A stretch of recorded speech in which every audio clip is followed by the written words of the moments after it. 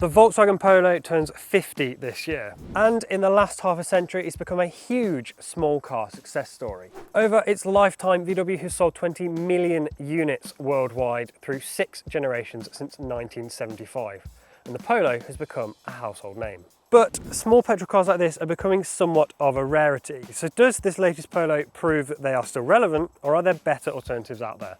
In this review, we're going to find out.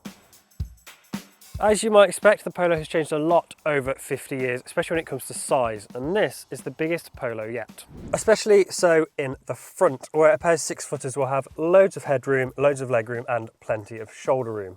It is certainly more spacious than either a Toyota Yaris or a Renault Clio. It's surprisingly spacious in the back as well. As you can see, I'm about 5'11" and I'm sitting behind my driving position. I've got enough legroom and plenty of headroom as well. There's enough shoulder room for 2 people sitting side by side as well, but if you have someone in the middle seat, it's going to be a bit of a squeeze. What's worse is you've also got this really tall tunnel which you'll have to straddle if you're sitting in the middle, and that seat is raised slightly, so if you're taller, you're going to be touching the roof. In better news, you get these huge rear windows, so it doesn't feel claustrophobic, and in this car we've got 2 USB-C sockets as well. The Polo has one of the biggest boots in the small car class, so you'll easily fit a weekly food shop or a buggy back here.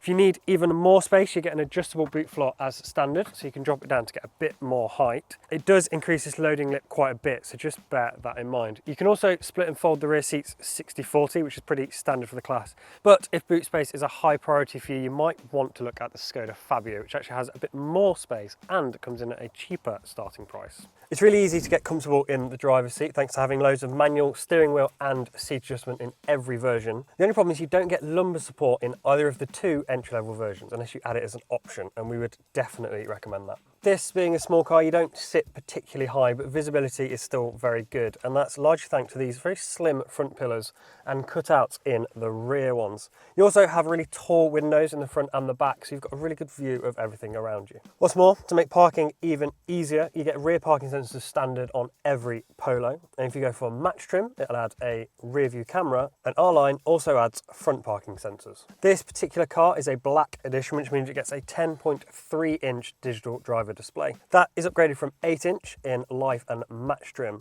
and it's really good. The screen is really clear and it's really customizable compared to a lot of its rivals. The other screen in here is this 8-inch infotainment system, which is standard in all Polos. The graphics are really good and it responds to all of your taps nice and quickly. One of the really good things about it is that around the side you've got these touch sensitive shortcut buttons, so you can skip between menus really quickly. On top of that, you've got Apple CarPlay and Android Auto in every Polo as standard, and if you go for match trim and above, you'll also add built-in sat-nav. Below that, you've got these air conditioning controls, and these vary depending on which version you go for. In this one, they're these touch-sensitive ones, which are a little bit fiddly compared to the physical controls that you get in Life and Match, but they are far better than those systems that make you go into the touchscreen to make little changes.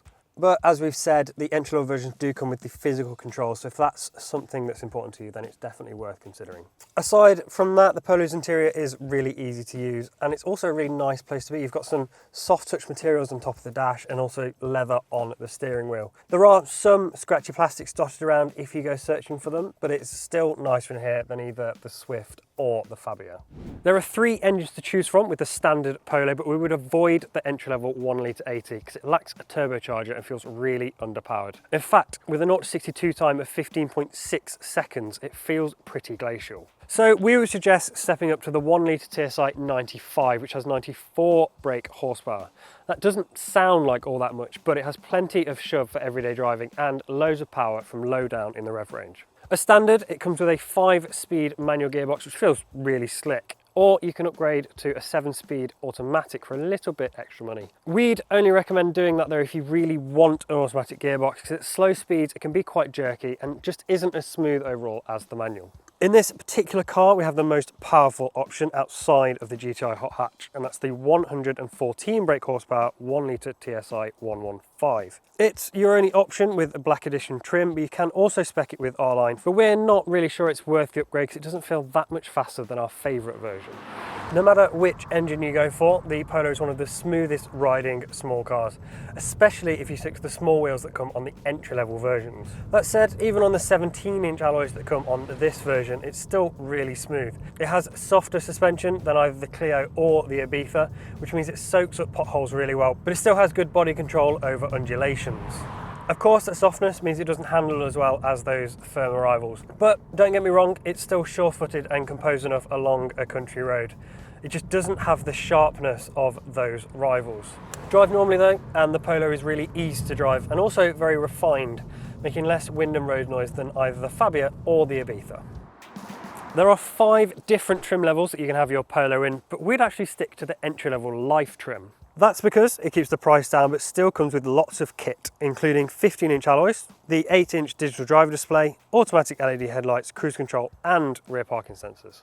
Stepping up to match doesn't add all that much to the price, and it gives you 16-inch wheels, a rear view camera and a wireless phone charger. Above that you have R-Line, which adds dual zone air conditioning, the 10.3-inch digital driver display and gives you access to the more powerful 1 litre TSI 155 engine.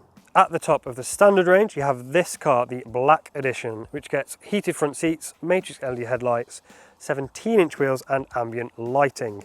It is pretty expensive though. Separate to that, there is also the Polo GTI Hot Hatch for those after a sporty Polo. As it is this car's birthday, VW has brought out a special trim called Edition 50. It sits somewhere between R-Line and Black Edition, and it comes with loads of equipment, including 17-inch alloys, matrix LED headlights, keyless entry, an opening panoramic sunroof and some special Edition 50 badging. And that's all on top of the kit you would normally get with an R-Line. The Polo comes with a decent amount of standard safety equipment, including automatic emergency braking, lane keeping assist and lane departure warning. If you go for anything other than Life and Match trim, you'll also get an upgraded AEB system and lane change assist, but you can add it to those trims as an option. As a result, this car was awarded the full 5-star safety rating by Euro NCAP when it was tested back in 2022. While there are lots of very good things about the Polo, it is on the expensive side of the small car class. And that's a problem because our favourite small car, the Renault Clio, is much cheaper. It's also better to drive and it has one of the best infotainment systems around. Still, even after 50 years, the Polo remains a great all-rounder. It's spacious, comfortable and great to drive. And while it might not be our outright leader in the small car class, you can certainly see how it stayed popular for so long.